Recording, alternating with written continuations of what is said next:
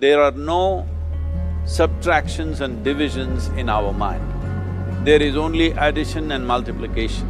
I will just remove negative thoughts and I will have positive thoughts. All the best, it's not going to work. It's just that you need to pay little attention as to how it functions. You will see there is a distinction between what is you and what you have gathered.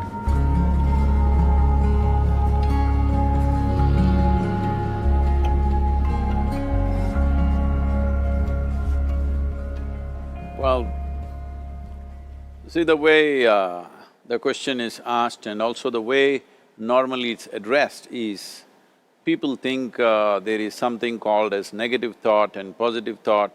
They want to remove the negative thoughts and have only positive thoughts. For such people, I would ask them to just experiment for 10-15 seconds. Let them forcefully remove one thought from their mind. For example, next 10 seconds, just don't think of a monkey. Try not to think of a monkey for next 10 seconds. You will see you will be full of monkeys.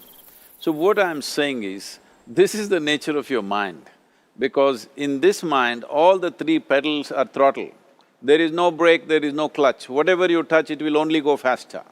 In this kind of mind, people have been taught from moral teachers and religious teachers, do not think about bad things. Well, since then it's been a full-time job.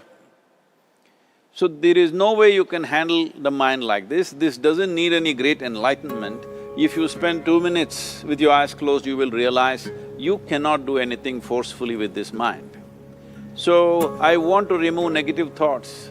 Do not ever go in this direction, because what you want to remove will become your quality. Always you will be on it. So what should I do?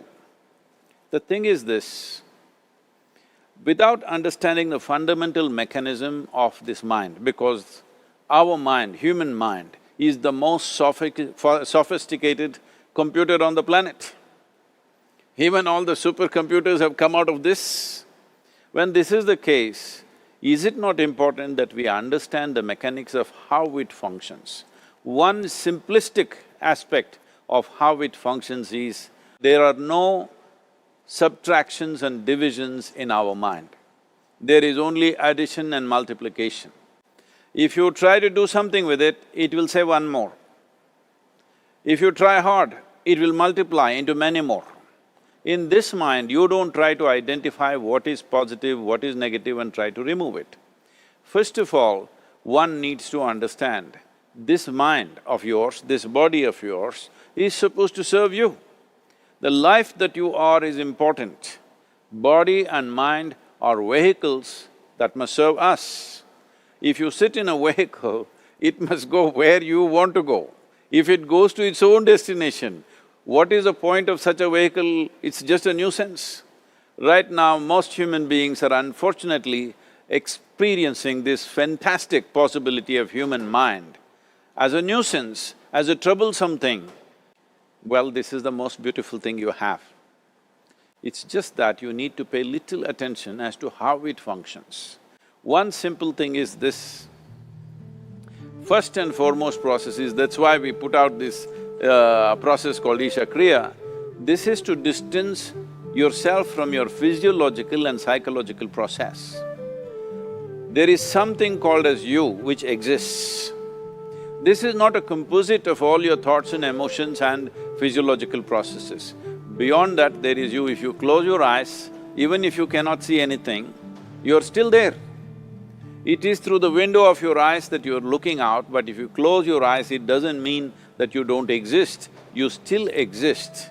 So beyond your thought, you still exist, beyond your emotion, you still exist. So that you, the life that you are, this has to come into your experience. Why is it that you're not allowing that to come into your experience, which is the most significant aspect of who you are? Who you are right now, the most significant aspect is, you and me are alive right now, this is it. What I'm thinking, what you're thinking is not the important thing. We are alive right now, that is the important thing. So, it is important that you focus on this fundamental sense of aliveness within you, and then you will see there is a natural distance between you and your thought process. Once there is a distance between your psychological process and your physiological process, this is the end of suffering. Because there are only two kinds of suffering that human beings go through, physical suffering and mental suffering.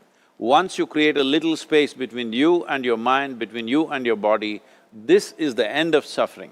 This is something every human being has to experience and know, otherwise thinking I will just remove negative thoughts and I will have positive thoughts, all the best, it's not going to work 100%, it's not going to work because nobody can remove it, they can avoid it for some time. So when negative thoughts come, you say Ram Ram, Shiva Shiva, whatever you want, but this is just avoiding, it's not gone.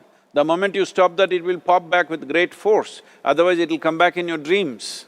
So it's very important, first of all you need to understand your anger, your resentment, your fear, your anxieties, the negativity that you generate. Generally resentment, anger, it is always directed towards somebody. But we need to understand this is poisons that we are drinking and expecting somebody else to die. Fortunately, life doesn't work like that. If I drink poison, I die. If I drink poison, you don't die. So, we need to understand this. When I say poison, today you can have yourself chemically analyzed. Right now, what is your blood work, what it says? 5 minutes of intense anger, check your blood work and see, there will be lots of negative elements in it, literally you're poisoning yourself. So, do you want to poison yourself? Definitely not. Now the very question is coming from certain helplessness, what shall I do? Don't do anything, just sit back and just concern yourself with something which is a life process. Maybe your heartbeat, maybe your breath, maybe just a sensation of being alive. Depending upon how sensitive or how perceptive you are, accordingly, find something. It could be a sensation in the body, it could be breath, it could be heartbeat, it could be anything, something which indicates life to you. Just pay attention to that for some time. Slowly you will see there is a distinction between what is you and what you have gathered, which includes both your physiological and psychological possibility or mess, whatever you made out of it.